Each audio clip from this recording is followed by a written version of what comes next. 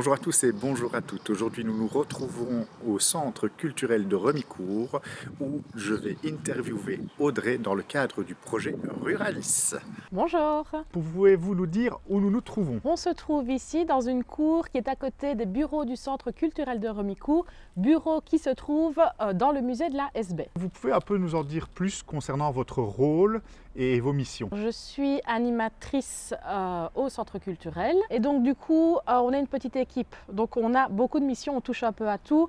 Et donc on travaille tous autant sur la programmation, sur des animations qu'on propose dans les écoles, on programme des ateliers, on organise des événements et on gère aussi tout ce qui est interne au bureau, donc tout ce qui est administratif, on fait la communication, bref, plein de choses. Quels sont les autres membres qui constituent l'équipe? Il y a Christelle qui est notre directrice, Mathilde qui est également animatrice et puis on a l'équipe technique qui est constituée de Kevin, le coordinateur, et on a Marvin.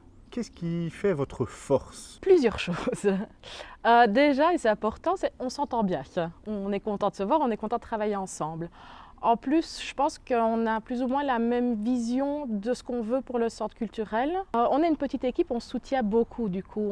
Vu qu'on touche un peu à tout, on s'entraide pour chaque événement. On a vraiment la volonté que chaque événement réussisse. Et donc, on fait en sorte d'être solidaires pour y arriver. Dans vos missions et vos projets, je pense que dernièrement, vous venez d'en mener un. Est-ce que vous pourriez nous en dire un peu plus? Le dernier événement s'est déroulé la semaine dernière, le week-end dernier, et c'était le fameux Ruralis. Comment est né en fait Ruralis? En fait, l'équipe précédente organisait annuellement un festival qui s'appelle Viens voir quand on s'aime. Et du coup, nous, en arrivant, on a voulu perpétuer ce festival, mais en l'adaptant plus aux nouvelles missions de notre centre culturel. Et donc, c'est pour ça le changement de nom, mais on reste dans la continuité de ce qui a été fait précédemment. Quelle est la durée de ce festival? Cette année, le festival a duré 2 jours. Donc, c'était le samedi et le dimanche. Vous avez dit cette année, ça veut donc dire que ce n'était pas la première édition?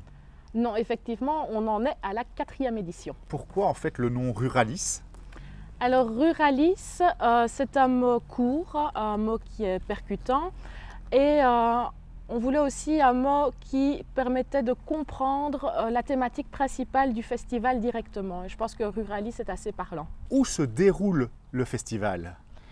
Alors cette année, le festival s'est déroulé le samedi ici. Donc dans les cours qui entourent le musée de la SB, dans le verger qui est derrière moi et la petite place qui est devant le musée. Et le dimanche, en fait, le Cercle Équestre Le Hacamore a accueilli le festival. Un festival comme celui-ci demande une certaine organisation. Est-ce que vous pouvez nous en dire un peu plus? Oui, en fait, au départ, on organise une réunion avec les partenaires qui ont eu un rôle les années précédentes. Et c'est vraiment un festival qui est co-construit avec ses partenaires. Donc chacun vient avec ses idées. Et voilà, on réfléchit ensemble à la programmation de Ruralis. Et puis, on y travaille aussi avec notre conseil d'orientation, qui est composé de citoyens de la commune qui ont envie de s'investir dans la vie culturelle. Et donc, avec eux, voilà, on partage un peu les idées et on essaye après de les mettre en place. Et puis après, c'est notre rôle de tout coordonner et de faire en sorte que le festival soit une réussite. Combien faut-il de temps pour mettre en place ce genre d'événement? Pour tout vous dire, cette année, la première réunion a lieu, je pense, début novembre et le festival s'est déroulé fin avril. Alors, on n'y travaille pas tout le temps parce qu'on fait plein de choses, mais voilà, régulièrement, on essaye d'avancer sur certaines étapes, sur certaines activités. Donc oui, c'est un événement qui prend beaucoup de temps. Quel est l'objectif que vous visez au travers de ce festival Ruralis? On a plusieurs objectifs. Le premier, le plus flagrant, c'est de mettre à l'honneur le cadre rural de la commune. Ce qu'on veut également faire aussi, c'est permettre aux gens de se retrouver, de partager des moments festifs, des moments conviviaux, la durée du week-end. C'est de permettre aussi de faire découvrir la commune en fait autrement. Via des balades ou également via les festivités. En fait, on essaye de montrer ce qu'il y a sur la commune. Par exemple, ce lieu-ci, au départ, il n'y avait pas de terrasse et le verger n'avait pas les structures qu'on peut voir derrière moi. On veut montrer aux gens que c'est un lieu public et qu'ils peuvent s'y investir et venir toute l'année. À qui est destiné ce festival Ruralis? On veut que Ruralis soit un festival intergénérationnel. Donc c'est pour les tout petits jusqu'au tout grand. Pour les adultes, quelles étaient les activités, par exemple, que vous avez envisagées? Pour les adultes, je vais mélanger à mon avis le samedi et le dimanche. On avait plein d'activités. La plupart des activités intergénérationnelles, donc c'était aussi pour faire en famille. Mais si je me concentre sur les adultes, par exemple, le samedi, il y avait le marché des producteurs. Donc il y avait 4 producteurs qui venaient présenter leurs produits. On avait un pique-nique à partager en famille avec des produits locaux. Il y avait aussi plusieurs stands qui étaient dans le verger avec dégustation de miel, avec découverte des aménagements sur la commune, une exposition participative collective. Et on avait aussi 2 concerts, il ne faut pas que je les oublie. Donc on avait le concert de l'Académie de Warem et on avait un concert Anchois et crustacés qui reprenait des gros tubes des années 90-2000 jusqu'à aujourd'hui. Et pour le dimanche, on avait plusieurs balades le matin. Avant l'ouverture du site, le matin, on avait une balade chantée et contée dans les rues de Momel. Et puis, on avait une balade aussi menée par le GRAC et par le PCDN, qui était une balade vélo de 19 km. C'était costaud, avec plusieurs arrêts pour découvrir un peu les sacs villages et les aménagements réalisés dans les sacs villages. Et puis, sur le site en lui-même, on avait une exposition organisée par le CEC Louis Augardy. On avait des ateliers en lien avec les chevaux. On avait un très beau marché d'artisans locaux.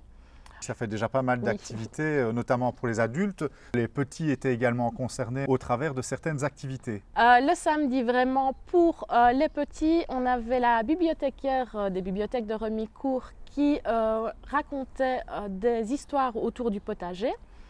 On avait du maquillage, des grimages et puis on avait également ici les ateliers que j'ai cités précédemment pour les adultes étaient aussi pour les enfants. En fait, les enfants se sont bien amusés aussi. Et pour le dimanche, alors là, on avait vraiment un village des enfants. On avait installé plein de jeux en bois. Il y avait 2 concerts qui étaient programmés, qui étaient joués par le groupe Les Akouski. 2 concerts différents. On avait des ateliers comme l'atelier Doudou et Clouclou qui permettaient aux enfants de constituer leur propre mascotte, que ce soit en bois ou en tissu. Oui, on avait aussi une exposition qui avait été réalisée par les enfants des écoles communales de Remicourt et de Momel. Donc ces enfants avaient vu un spectacle qui s'appelle l'Odyssée d'Aouyuk, qui traite de la pollution dans les océans. Et à partir de là, ils avaient dû réaliser en classe, via les comédiennes et via une animatrice indépendante, des personnages avec des matériaux de récup, avec du plastique. Et donc, ils sont très très bien amusés et ces personnages se sont retrouvés dans une exposition également le dimanche. Vous allez pouvoir bientôt exposer une fresque qui était présente lors de l'événement. Oui, en fait, le samedi, donc, on avait aussi un petit stand dans lequel on demandait aux gens, via une animation, de dire pour eux ce que représentait Remicourt, représentait la commune. Et ils ont été amenés à faire des petits dessins. Ces dessins-là ont été envoyés à un artiste qui va travailler sur une fresque. Et mi-mai, en fait, on organise avec les jeunes, donc désolé pour les plus âgés, les jeunes de 12-16 ans, une soirée Good Vibes. Et dans cette soirée, les jeunes vont être amenés à mettre de la couleur sur cette fresque qui apparaîtra devant les murs de la salle de spectacle du centre culturel. Un gros projet en soi, on se réjouit d'y être. On a parlé de balades à vélo, de balades pédestres, mais je pense que parmi vos partenaires, vous aviez un partenaire particulier en mobilité douce. Oui. On avait comme partenaire les échappées Esbignon. En fait, donc, ils ont été vraiment fort présents ce week-end-là. Donc, ils proposaient au tout public le samedi et le dimanche des balades en triporteur. Et alors, nouveauté, ils ont également proposé aux personnes qui avaient des difficultés à se déplacer d'aller les chercher chez eux. Et donc, nous, on a contacté par exemple la Ferme Blanche et les 4 Saisons pour proposer aux résidents de participer au festival et de venir grâce à ces triporteurs. Au niveau de cette organisation, de cette logistique, est-ce que vous avez des personnes extérieures qui viennent vous soutenir pour pouvoir développer ce festival? Déjà, on a tous nos partenaires qui répondent toujours présents. Donc pour les citer, parce que j'ai envie de les citer aussi, donc on a le PCDN, il y a eu le GAL, il y a eu le CEC Louis Augardy.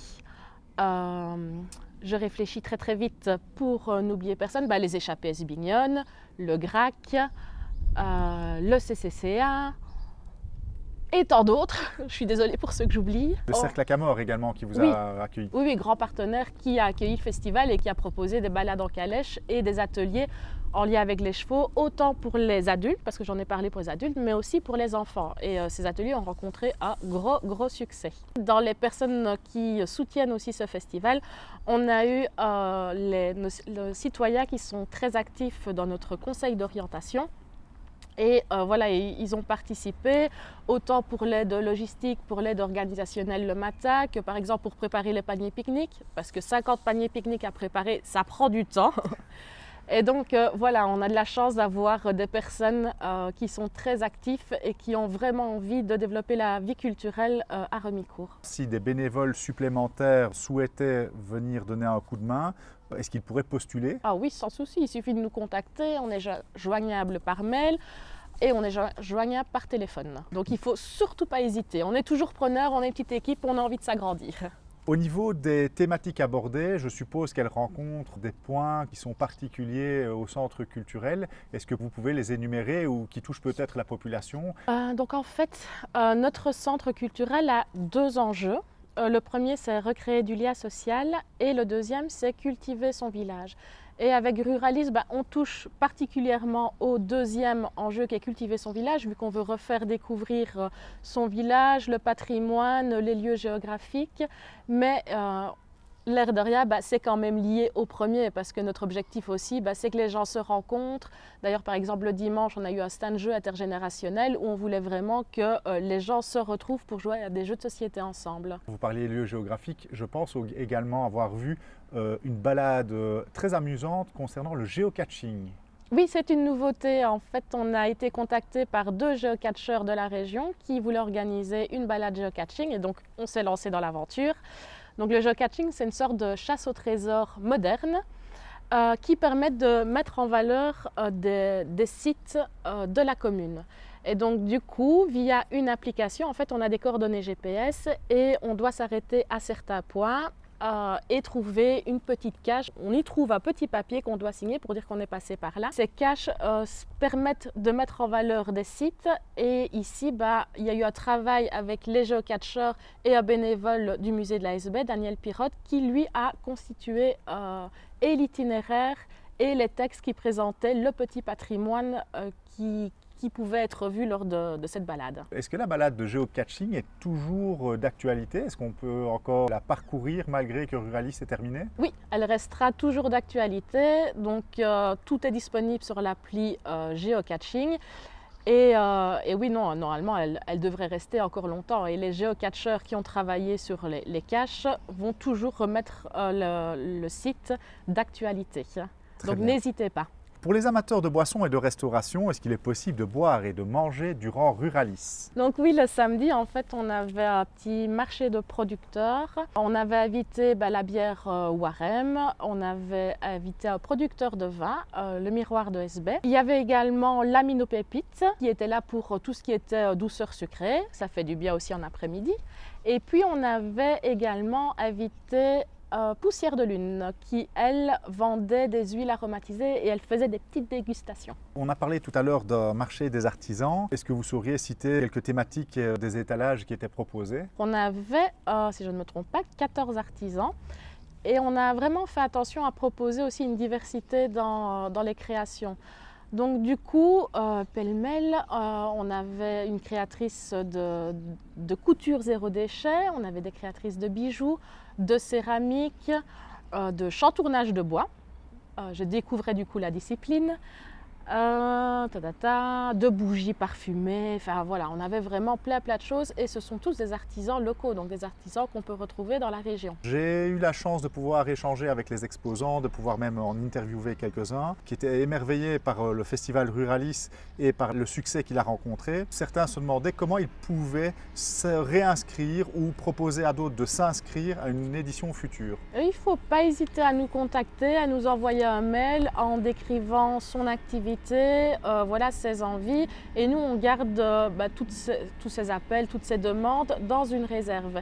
Et si on reproduit, parce que chaque année le festival Ruralis propose des choses nouvelles, si on reproduit l'expérience du marché des artisans, du coup on recontactera les personnes qui sont intéressées.